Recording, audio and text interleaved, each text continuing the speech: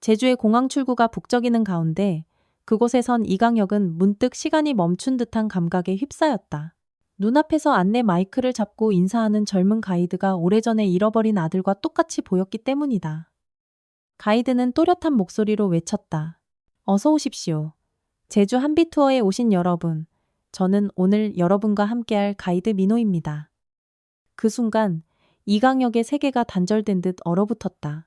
손에 들고 있던 여행 가방이 바닥으로 떨어지자 주변 사람들이 돌아보았지만 이강혁의 시선은 오직 가이드 민호에게만 고정되어 있었다. 그는 떨리는 목소리로 나지막이 말했다. 선우야? 옆에서 아내인 배정윤이 남편의 팔을 붙잡았다. 두 사람 모두 10년 전 실종된 아들의 흔적을 가이드의 얼굴 속에서 발견했다. 하지만 가이드 민호는 차분한 표정으로 고개를 저었다. 죄송합니다, 어르신. 저는 민호라고 합니다. 다른 분과 착각하신 것 같네요. 냉정한 대답이 돌아왔지만 이강혁 부부는 흔들리지 않았다. 민호의 말투와 목소리, 무의식 중에 귓불을 만지는 작은 습관까지 모두 예전 이선우와 똑같았다. 주변의 다른 관광객 중에는 투덜대는 이도 있었다. 이보세요, 어르신들. 계속 멀뚱히 서 계시면 우리도 기다려야 하잖아요. 불쾌한 말에 이강혁의 얼굴이 붉어졌지만 그는 대꾸하지 않았다. 그보다 중요한 것은 민호가 정말 자기 아들인지 확인하는 일이었다. 민호는 서둘러 자세를 고쳐 잡으며 다른 손님들에게 외쳤다. 다들 버스로 이동해 주시겠습니까? 일정이 늦어지면 곤란하니 부탁드립니다. 그러고는 이강혁 부부를 의식하지 않은 척 시선을 돌려 버스 쪽으로 사람들을 인도했다. 얼핏 보기에 민호가 두 사람을 피하려는 듯 보였다. 버스에 올라 맨 앞자리에 앉은 부부는 끊임없이 민호를 바라보았다. 혹시라도 민호가 아들과 다른 모습이 보일까 싶었지만 오히려 닮은 점만 늘어날 뿐이었다.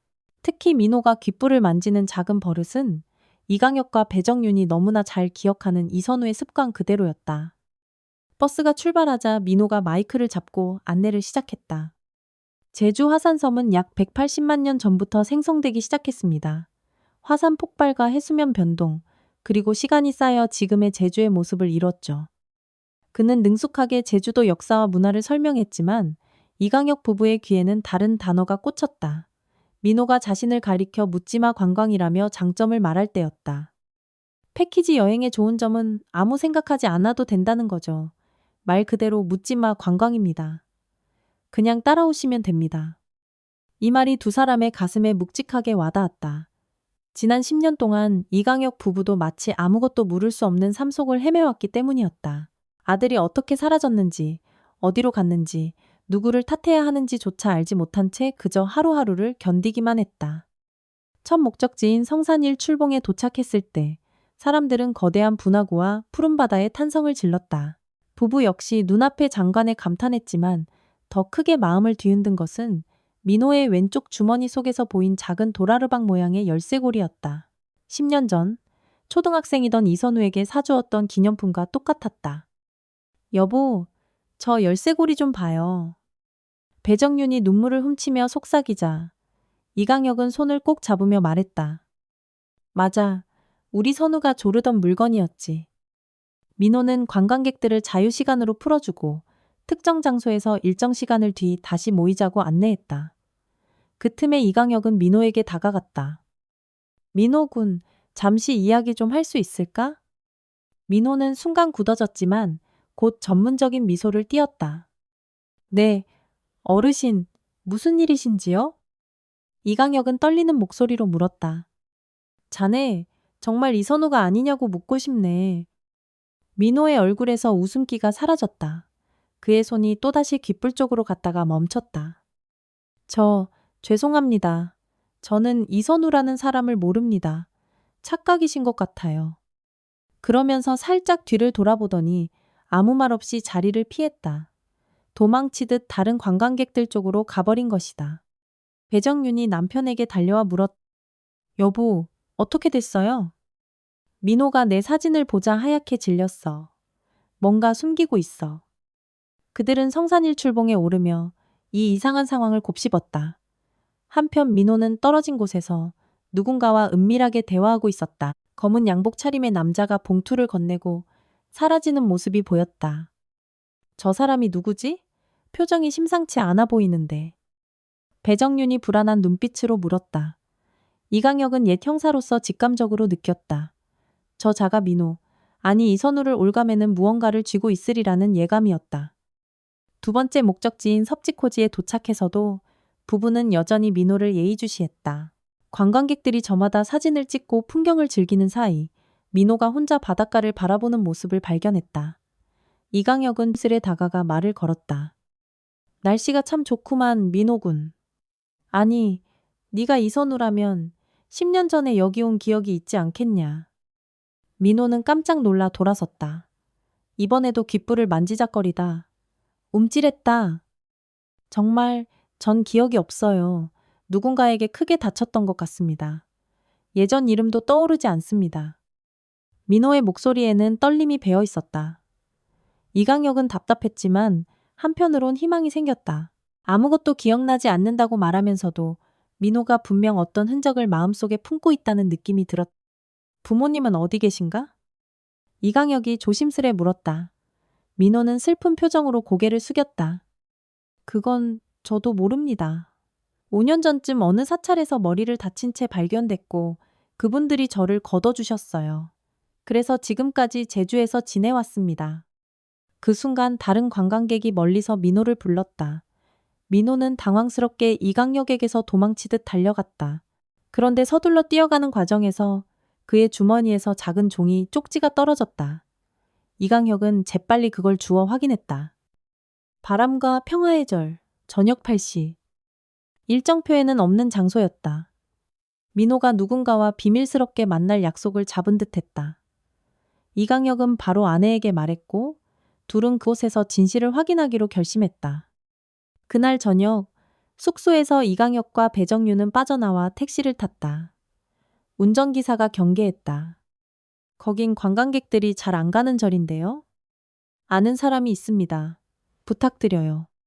택시는 구불구불한 산길을 달렸고 이강혁의 머릿속에는 10년 전 일이 선명하게 떠올랐다. 당시 그는 경찰이었고 흑매파라는 거대 범죄 조직을 추적 중이었다. 증거를 하나씩 쥐어나가던 어느 날 그의 아들 이선우가 사라졌다. 처음에는 혹시 단순 가출이 아닐까 했지만 곧 아들의 가방이 제주 성산 일대 절벽 근처에서 발견되었다.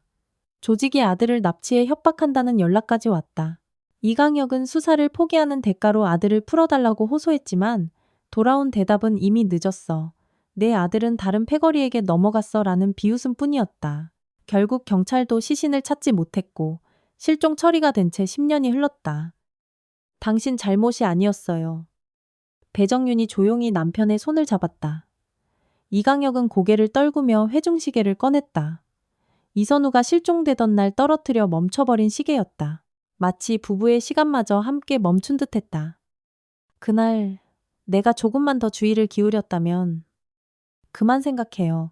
우리 오늘 진실을 찾게 될 거예요. 택시가 작은 사찰 앞에 도착했다. 바람과 평화의 절이라는 간판이 나무에 걸려 있었고 주변은 어두웠다. 풍경 소리가 기이하게 고요를 뚫었다. 두 사람은 조심스레 사찰 뒤편으로 다가갔다. 어둠 속에서 들려오는 목소리에 귀를 기울였다. 할머니, 그들이 또 절 압박해오고 있어요. 제게서 기억이 돌아오는 걸 두려워하는 것 같습니다. 그러지 말라고 했는데 넌 이제 위험해질 거야. 깜짝 놀라 들여다보니 민호가 나이든 여성과 나란히 앉아 대화 중이었다. 이들은 부부가 근처에 있는지도 몰랐다. 오늘 낮에도 이상한 부부가 왔어요. 저를 선우라고 불렀는데 가슴이 이상하게 뛰었습니다. 민호가 도라르방 열쇠고리를 꺼내 보였다.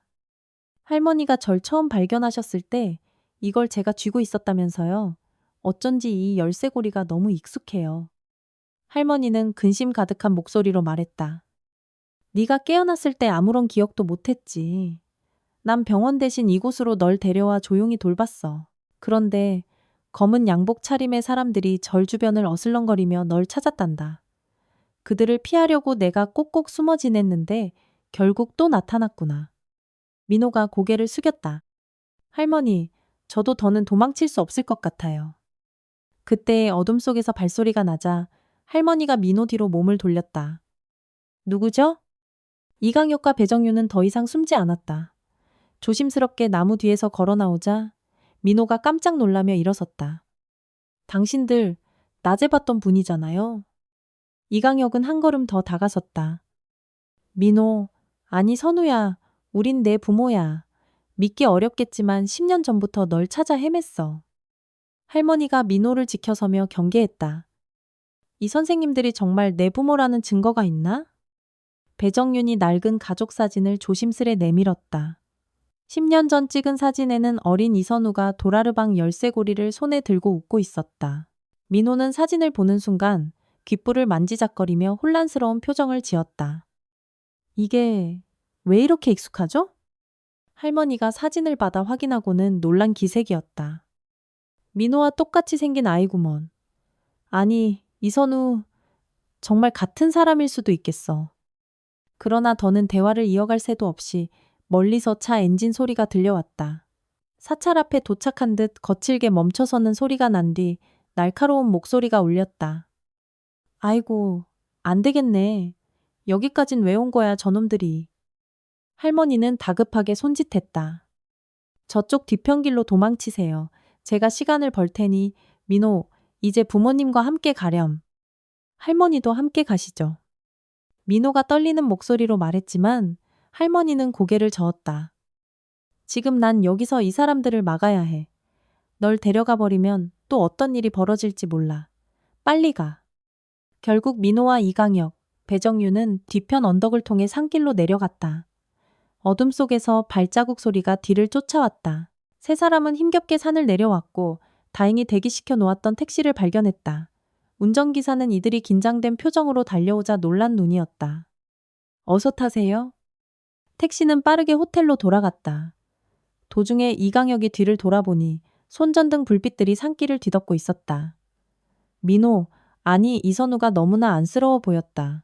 그는 혼란에 빠져 창밖을 바라보고 있었다.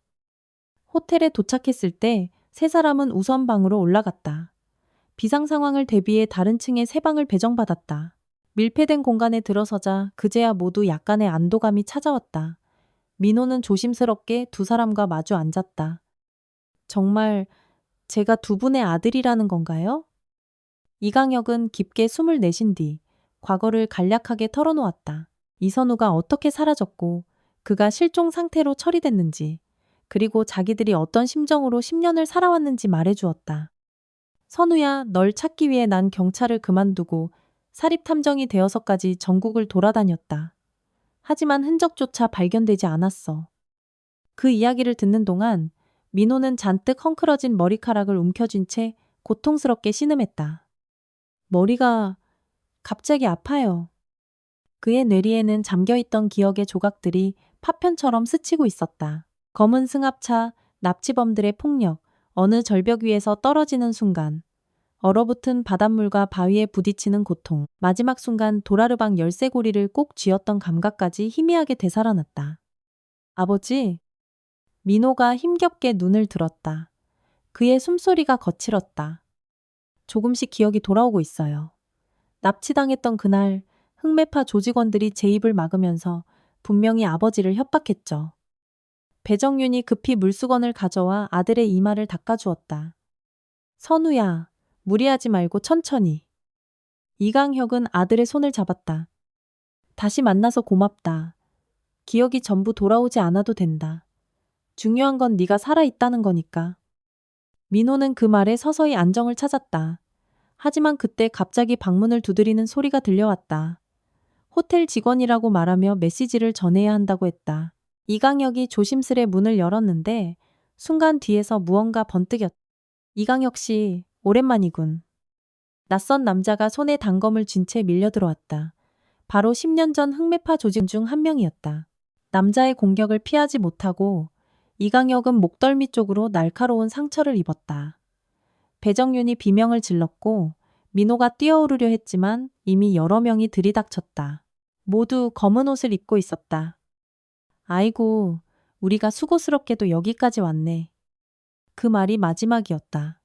세 사람은 강제로 제압당했고 호텔 복도에서는 짧은 비명이 울렸다가 금세 잠잠해졌다. 다음으로 이강혁이 눈을 떴을 때 그는 창문 하나 없는 창고 같은 곳에 의자에 묶여 있었다. 옆 의자에는 배정윤이 기절한 채 포박되어 있었다. 사방은 콘크리트 벽, 공장이나 창고를 개조한 곳처럼 보였다.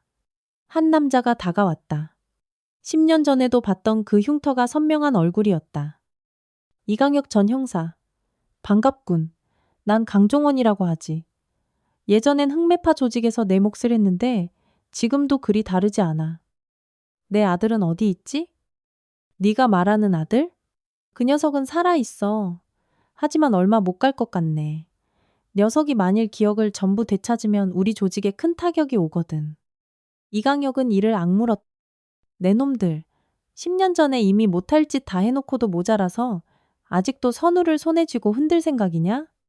강종원은 어깨를 으쓱했다. 우리도 결국 조직이 살아남아야 하니까 네 아들 때문에 거슬릴 일이 생기면 곤란하단 말이지.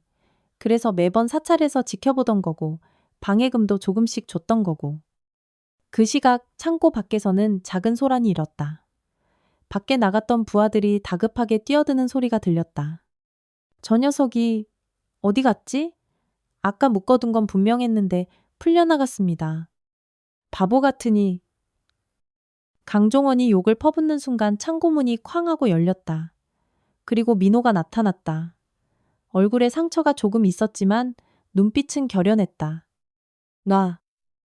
강종원이 재빠르게 권총을 꺼내 민호를 겨눴다. 잘도 도망쳤군. 기억이 좀 돌아온 모양이지? 민호는 벽 너머에 숨었다가 재빨리 달려들었다. 짧은 몸싸움 끝에 권총이 바닥에 떨어졌다. 민호는 어려서부터 이강혁에게 배웠던 기본 호신술과 이후 가이드 생활 중에도 틈틈이 익혔던 몸놀림을 활용해 강종원의 팔을 꺾었다. 쓰러진 남자는 비명을 질렀지만 민호는 아버지에게로 달려가 재빨리 포박을 풀었다. 아버지, 어머니 괜찮으세요? 난 괜찮다. 어서 어머니부터. 배정윤 역시 정신을 차렸고 민호가 그녀의 손발을 풀어주었다. 그때 다시 몸을 일으킨 강종원이 권총을 낚아채 겨누었지만 민호의 대응이 더 빨랐다. 그는 한치의 망설임도 없이 달려들어 총구를 위로 들어 올렸고 총알은 천장을 향해 발사되었다. 탕! 콘크리트 가루가 떨어지자 이강혁도 의자를 집어 힘껏 내리쳤다.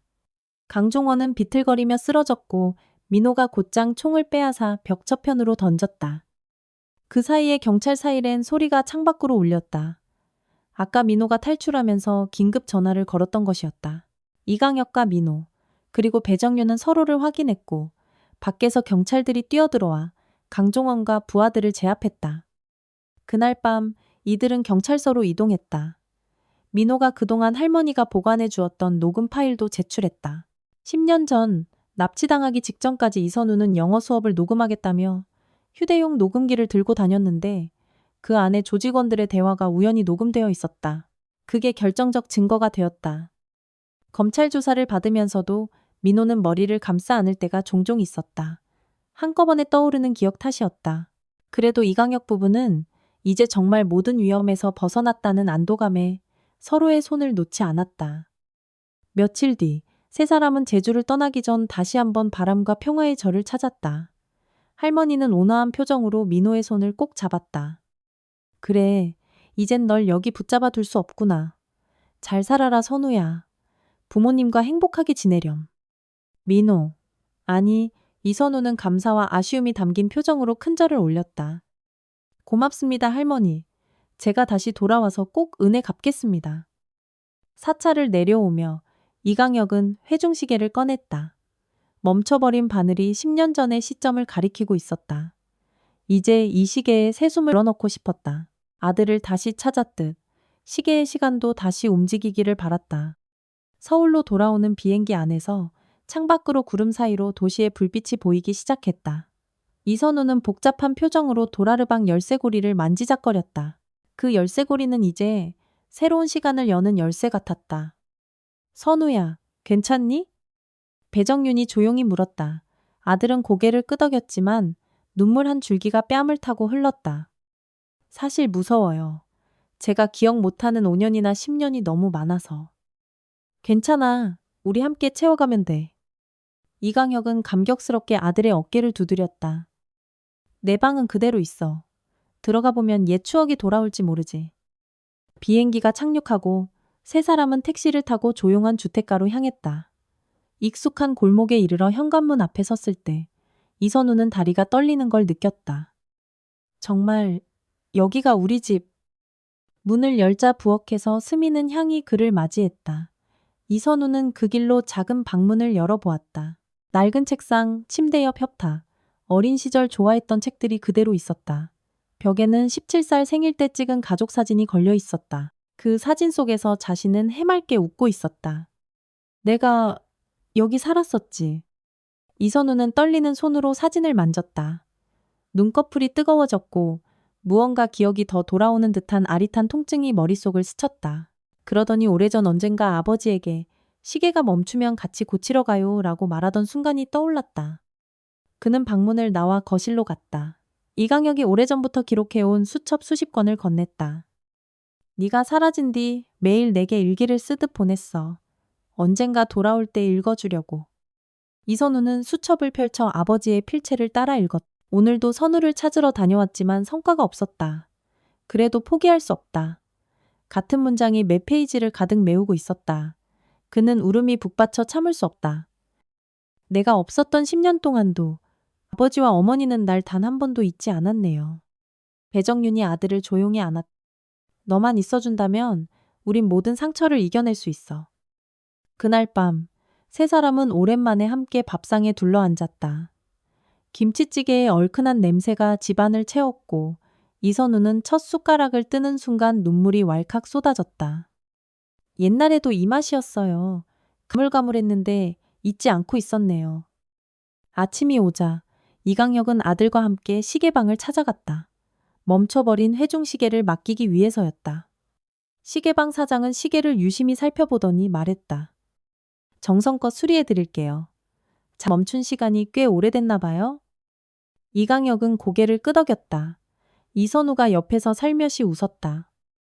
이 시계만 다시 뛰면 우리 가족의 시간도 다시 시작되는 것 같아요.